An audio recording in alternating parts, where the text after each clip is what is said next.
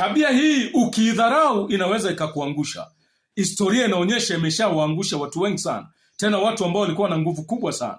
Katika kitabu cha Wakorintho wa kwanza sura ya 15 mstari wa 36, Biblia inasema msidanganyike, mazungumzo mabaya huharibu tabia njema.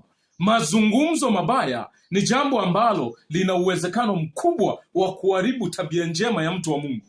Una marafiki ambao mazungumzo yao ni maovu, wanazungumza kuhusu uzinzi, alafu wewe hao ndio marafiki zako. Unapokaa nao stori zao ni uzinzi, uasherati. Tena wanajipongeza kwamba mimi na mademu 3, mimi na wanaume 10, alafu wanajisifu wote nimewapitia na nini, alafu na wewe unacheka tu. Mtu wa Mungu unacheka tu. Hayo ni mazungumzo mabaya. Ukiyadharau hayo mazungumzo yataharibu tabia yako njema. Kidogo utajikuta hiyo tabia ya uzinzi nayo inaanza kukuingia. Hiyo roho ya uasherati na uzinzi inaanza kuchukua nafasi. Kama ni mazungumzo yanahusu wizi, yanahusu ulaji wa rushwa, utajikuta na wewe kidogo unaanza kutamani uwe na ule rushwa, kwa sababu atazungumzia mafanikio ya kimwili wanayoyapata kutokana na kula rushwa, kutokana na kudhulumu haki za watu. Sasa utajikuta na wewe ni mfanyakazi wa umma, unajikuta kidogo hiyo tabia inaingia kidogo, na unajikuta unaanza kuiba, unaanza kula rushwa. Kwa sababu gani? Kwa sababu tu umeruhusu mazungumzo mabaya